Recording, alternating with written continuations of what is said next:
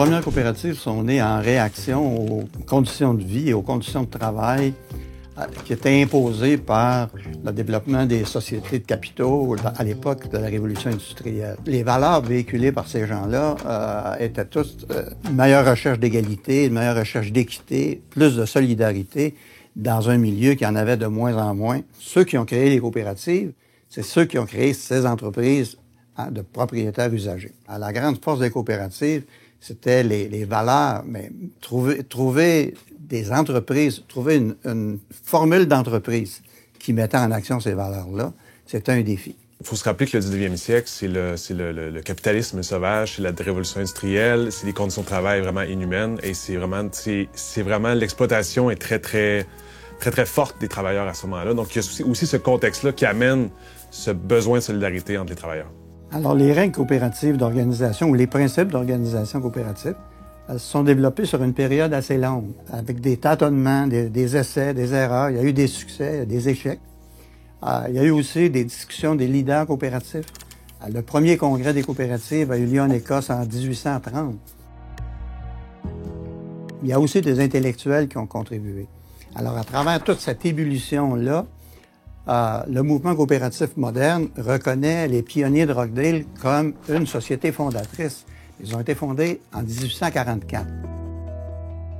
Le mérite des pionniers de Rockdale, c'est d'avoir réuni et d'avoir mis dans leur statut, d'avoir codifié dans leur statut l'ensemble de règles, un ensemble de règles qu'on appellerait aujourd'hui de bonnes pratiques, qui ont formé une société coopérative qui a eu à la fois beaucoup de succès en affaires, mais aussi qui a réussi à maintenir les valeurs d'équité, d'égalité et de solidarité, globalement aussi, qu'on dit démocratique, qui caractérisent aujourd'hui l'organisation coopérative. Les pionniers de Rochdale, c'est une coopérative de consommation, c'est un magasin, en fait. Et puis, il y a différentes expériences dans tous les secteurs d'activité, mais une expérience extrêmement importante, c'est en Allemagne. Donc, il y a deux pionniers en Allemagne qui sont, eux, plutôt dans les coopératives de crédit. Friedrich Wilhelm Raiffeisen, puis Hermann Schulze-Delitzsch. Donc, eux ont créé deux types de caisses, on va dire de caisses d'épargne, caisses de crédit en Allemagne. Et ces expériences-là ont ensuite influencé des gens en Italie et en France. On a vu d'autres réseaux créés, comme en Italie, c'était M. Luigi Luzzati qui était là. En France, il y a eu différents modèles, tout inspirés de ces pionniers-là allemands. Ce qu'on reconnaît généralement comme étant les premières expériences coopératives au Québec, c'est les sociétés de secours mutuels. Donc, ça démarre beaucoup dans des milieux ouvriers. C'est un peu fait pour pallier à la précarité de vie de ces gens-là. Donc, il y avait des accidents de travail, des décès, donc les familles se retrouvaient sans argent, finalement. Plus dans les années 1850, surtout. La fin du 19e, on va voir apparaître plus des sociétés d'assurance mutuelle. Donc, par exemple, la Société des artisans canadiens-français. Et quand on dit tantôt, en Europe, on a des expériences éparses, puis on a un mouvement qui démarre, bien, c'est un peu la même chose au Québec, au 19e. Dans le fond, on a quelques expériences comme ça, mais quand ça démarre vraiment, c'est plutôt du côté des coopératives d'épargne et de crédit, les caisses, puis du côté des coopératives agricoles. Et là, on parle plus du début du 20e siècle.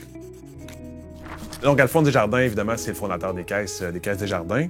Donc, la première caisse est fondée à Lévis le 6 décembre 1900. Mais M. Desjardins avait passé 3 ans à se renseigner sur les modèles européens. Autant les pionniers de Rochdale ont fait la synthèse de différentes expériences avant eux, autant M. Desjardins a fait la synthèse des différentes expériences de coopératives d'épargne et de crédit qu'il y avait eu en Europe pour créer le modèle des caisses qui est adapté ici pour le Québec. Les caisses vont se développer dans une première phase jusqu'en 1920. Même chose pour les coopératives agricoles. On a la création de la coopérative fédérée au début des années 1920. Et donc, il reste que, durant cette période-là, le mouvement coopératif, autant du côté épargne-crédit que du côté agricole, ça n'a pas une si grande ampleur que ça. Et en fait, ce qui va vraiment lancer le mouvement coopératif au Québec, c'est la Grande Dépression. Donc, c'est la crise économique. Donc, ça va beaucoup inspirer les jeunes, justement parce qu'ils vont avoir l'impression d'avoir vu un peu les limites ou en fait les excès du capitalisme avec cette crise-là, puis ils vont vouloir avoir un modèle de développement différent. C'est un peu ce qui va vraiment lancer le mouvement coopératif au Québec dans la deuxième moitié des années 30, pratiquement jusqu'aux années 50. C'est vraiment là qu'on va fonder d'abord des caisses partout au Québec. Les coopératives agricoles vont prendre beaucoup d'ampleur, mais on va aussi créer des coopératives dans à peu près tous les secteurs d'activité, que ce soit coopératives de consommation, coopératives de pêcheurs, coopératives forestières. Une des preuves que, dans le fond, il y a vraiment ce mouvement-là qui est lancé au Québec dans les années 30, c'est la création du Conseil québécois de la coopération et de la mutualité. Donc, le CQCM, qui est créé en 1939. C'est ce moment-là qui s'appelle le Conseil supérieur de la coopération. C'est vraiment le conseil qui va mettre de l'avant les principes coopératifs tels qu'on les connaît, tels qu'ils ont été définis par l'Alliance coopérative internationale.